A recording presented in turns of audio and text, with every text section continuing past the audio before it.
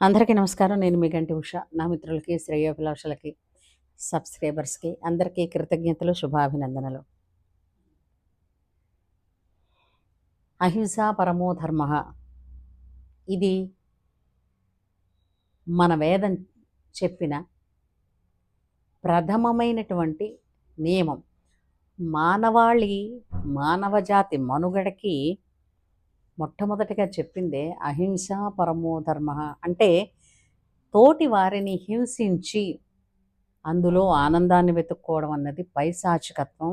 అంతేకాకుండా ఇతరులను బాధ పెట్టినందువలన, హింసించినందువలన రౌరవాది నరకాలకి పోతారని, అది అంటే చాలా హేయమైన చర్య. తోటి వారిని హింసించడం అన్నది చాలా హేయమైన చర్య అని చిన్నప్పటి నుంచి కూడా మనకి మన గురువులు కావచ్చు, పెద్దలు కావచ్చు, మాట పరంగానే బాధ పెట్టద్దని చెప్పేవారు. ఇంకా చేతపరంగా కూడా హింసించి, హింసని మించి ప్రాణాలు హతం చేస్తున్నారు కదా ఇప్పుడు.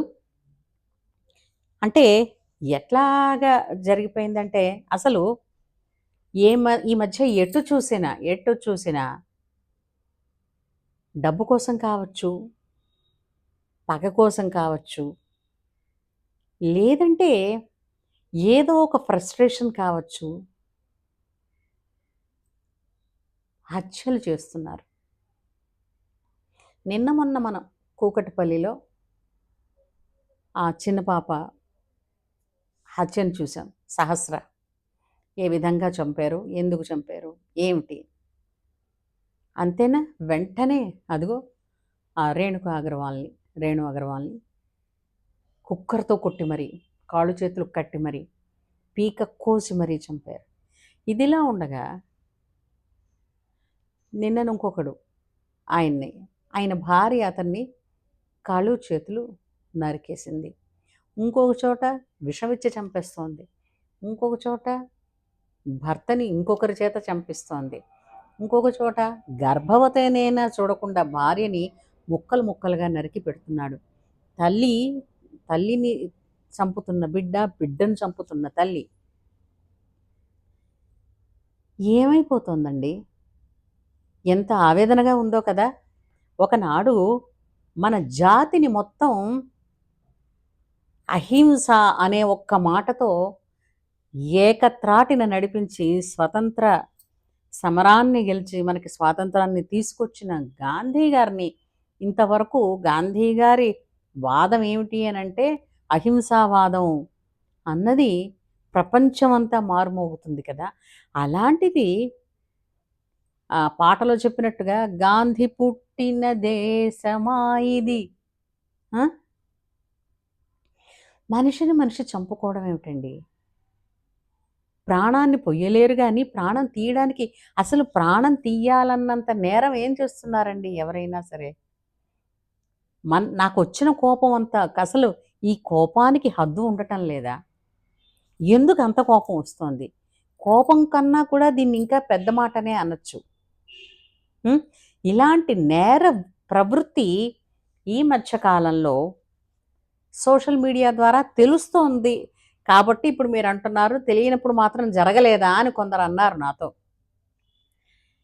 అలా కాదండి. కొందరు ఇప్పుడు సోషల్ మీడియా వల్ల తెలియడం ఒకటే కాదండి. మనం చట్టాన్ని ఏర్పరచుకున్నాం. చట్టంలో మనకి కొన్ని భద్రతాపరమైనటువంటి చర్యలు కూడా, చట్టాలు కూడా మనకి చేశారు. అవి తెలుసుకోగలిగితే, వాటిలా నడుచుకోగలిగితే అది మానవ మనుగడకి భద్రతని, రక్షణని ఇవ్వడం కోసమే.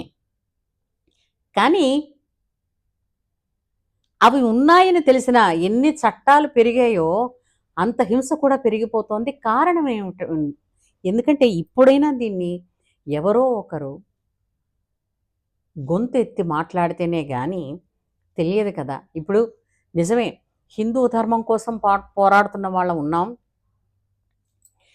హిందూ మతం కోసం, మతం అంటున్నారు, హిందూ ధర్మం రా బాబు. హిందూ అన్నది అది ఒక మతం కాదు. మతం అన్నది చాలా తక్కువ స్థాయికి వస్తుంది. ధర్మం అన్నది సకల మానవాళికి వస్తుంది, సకల విశ్వానికి వర్తిస్తుంది. ఇక్కడ తక్కువ స్థాయి మతం అనంటే అది కొంతమంది గ్రూపుకి సంబంధించినదై ఉంటుంది. వేరాజ్ ధర్మం అన్నది విశ్వవ్యాప్తంగా ఉంటుంది. అయితే సరే, ఈ విధంగా మనుషులు క్రూర మృగాలై తోటి మనుషుల్ని వేటాడుతుంటే ఏం చేయాలి? మనం ఎక్కడ ఉన్నామని చెప్పండి? ఈ దుస్థితికి కారణం ఎవరంటారు? ఎందువల్ల ఈ విధంగా ఈ మధ్య కాలంలో మరి ఈ విధమైనటువంటి హింసాత్మక చర్యలు, అలాగే ఈ హత్యలు, మారణకాండలు పెరిగిపోతున్నాయి? అసలు ప్రపంచ దేశానికే మన దేశం ప్రపంచ దేశాలన్నింటికీ కూడా మార్గదర్శిగా ఉండేది ఈ దేశం. ఎందుకు ఈనాడు ఈ విధంగా అడవి మృగాల్లా వీళ్ళెందుకున్నారు అని ప్రపంచం ఆశ్చర్యపోదంటారా? చెప్పండి. అయితే మనిషి ఇలాగే మనం మాట్లాడకపోతే ఎక్కడో దూరంగా కనపడుతోంది అని అనుకున్న కార్చిచ్చు మన దాకా పాకి వస్తే అప్పుడు అంతవరకు ఊరుకుంటామా? ప్రమాదాన్ని ఊహించిన వెంటనే దానికి తగినట్టుగా నివారణను కూడా మనం ఆలోచించాల్సిన పనుంది. చట్టాలు, పోలీసులు ఎన్నో రకాలుగా వాళ్ళ సేవలు అందిస్తున్నప్పటికీ కూడా మనుషుల్లో నేర ప్రవృత్తి పెరిగింది.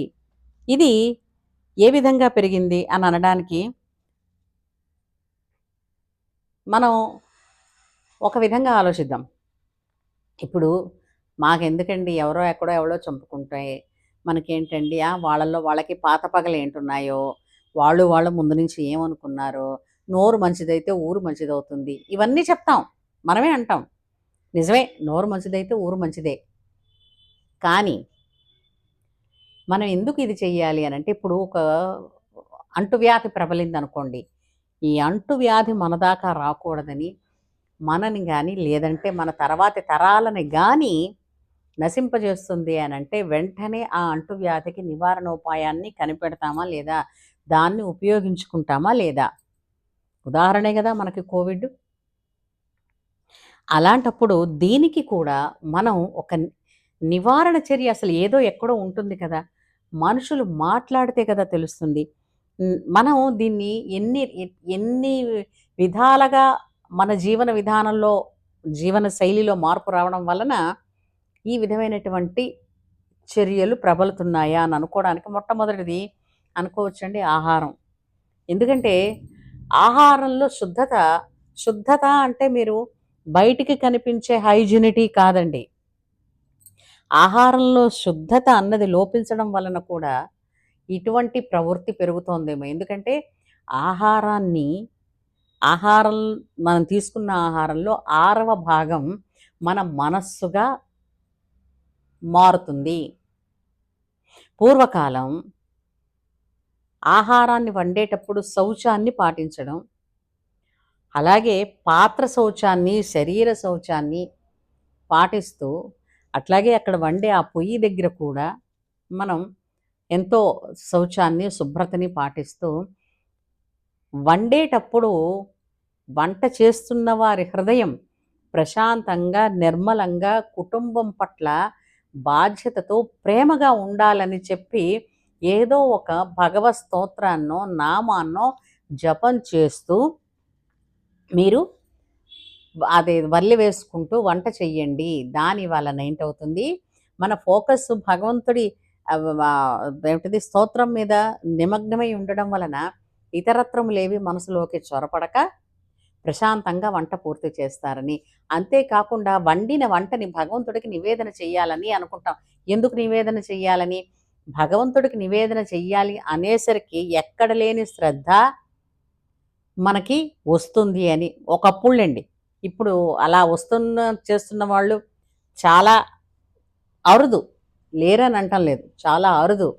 ఇంకోటి ఏంటంటే, ఇంట్లో భగవంతుడికి నివేదన చెయ్యింది భోజనం చెయ్యరు, నైవేద్యం పెట్టాలి అంటే ఓ అబ్బో అదో పెద్ద పనిరా బాబు, వీళ్ళ ఇంట్లో మడి చేదస్తాలు ఎక్కువరా బాబు అని చెప్పుకుంటున్నారు.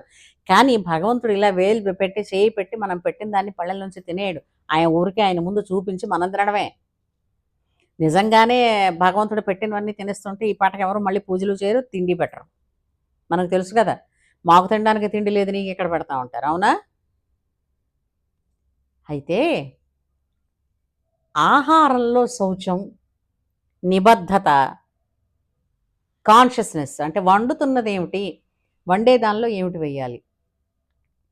పూర్వం మీరు ఆలోచించి చూడండి, వంట అవుతున్నప్పుడు ఆ వచ్చే వాసనని బట్టి వంట తాలూకు శ్రేష్టతని నిర్ణయించి చెప్పేసేవారు. అంతే తప్ప ఇప్పుడు వంట చేస్తూ మన నాకడాలు చేతిలో వేసుకోవడాలు, చెంచాతో తినేయడాలు, ఎవరు పడితే వాళ్ళు ఇవాళ కూర బాగుంది అని అట్టించి పోతూ ఇట్టించి పోతూ పిల్లలు కూడా అందులోంచి మూకుల్లోంచి ఆ కూర తీసేసుకుని తినేయడాలు ఇలాంటివి లేవు.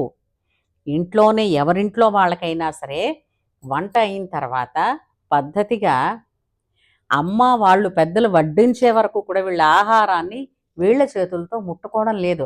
అది పాపం అయిపోతుందా అని పెద్దగా ఏవో పాఠాలు చెప్పారు కానీ పాపం కాదు, శుభ్రత. అంటే ఇప్పుడు మేము హైజినిటీగా శుభ్రత ఇవ్వలేదా? ఇందుకు ఒక్కటే చిన్న సింపుల్ ఒక్కటే చెప్పొచ్చండి మాట. ఇప్పుడు పిల్లలకి ఆహారాన్ని పిల్లలకి ఒకటో క్లాస్లోనే చెప్తారు ఈ పాఠం. ఆహారాన్ని వండిన 3 గంటల లోపల తినాలి. వేడిగా అన్నం తింటే అరుగుతుంది. అట్లాంటిదే ఆరోగ్యంగా ఉంటుంది. 3 గంటలు దాటిపోతే ఆహారం స్టేల్ ఫుడ్ అవుతుంది. చెప్పారా పాఠాలు?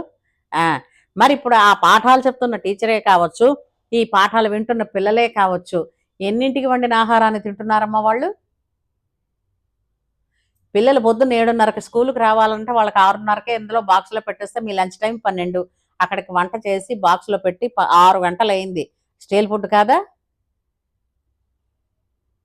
ఆ పాఠాలు చెప్పే పంతులమ్మలు వాళ్ళు కూడా అంతే కదా, పొద్దుననగా వండి తెచ్చుకుంటారు కదా. మరి జీవం లేని ఆహారాన్ని తింటూ జీవించాలనుకోవడం అన్నది వెర్రితనం అవుతోంది. ఒక్కసారి మనం గుంపులో కొట్టుకుపోతున్నాం, ఒక్క క్షణం నిలబడి ఆలోచించి అరే నేనేం చేస్తున్నాను, ఎవరి కోసం చేస్తున్నాను, నేను చేస్తున్న దానివల్ల మొట్టమొదట నాకైనా ముందు క్షేమం ఉందా, నాకుంటే కదా నేను ఇతరుల క్షేమం కోసం చూస్తాను. లే, భావోద్వేగాలతో కొట్టుకుపోతున్నాం ప్రవాహంలో. అందువల్లనే గమ్యం లేకుండా వెళుతున్నాం. భావోద్వేగాలు ప్రతి ఒక్కరికి ఉన్నాయి. ఈ విషయం గురించి ఈరోజు ఆహారం గురించి కొంతవరకు చెప్పుకున్నాం. ఇంకా కూడా దీని గురించి చెప్పుకోవాల్సిన బాధ్యత మనకు ఉన్నది. మీరు కూడా మీ అభిప్రాయాలు తెలియచేయాల్సిన బాధ్యత ఉంది. ఎందుకంటే ఇంటికో పువ్వైతే ఈశ్వరుడికో దండ అన్నట్టుగా మనందరం కలిసి మళ్ళీ అహింసా పరమోధర్మ అన్న వాక్యానికి అనుగుణంగా నవ్య శాంతిమయ సమాజాన్ని మనమే నిర్మించుకుందాం. ఏమంటారు? మీరు కూడా నాతో ఏకీభవిస్తే వెంటనే లైక్ చేయండి. ఇది మీ అనుకున్న వాళ్ళందరికీ కూడా షేర్ చేయండి. ఇంతవరకు సబ్స్క్రైబ్ చేయకపోతే ఇలాంటి ఆసక్తికరమైన అంశాల గురించి మనకి కొన్ని మనం మాట్లాడుకోవడాలు, మంచి కామెంట్స్, అవసరమైతే కొన్ని డిబేట్స్ ఉంటాయి కాబట్టి వెంటనే సబ్స్క్రైబ్ చేయగలరని ఆశిస్తూ మీ గంటి ఉష. ధర్మో రక్షతి రక్షితః.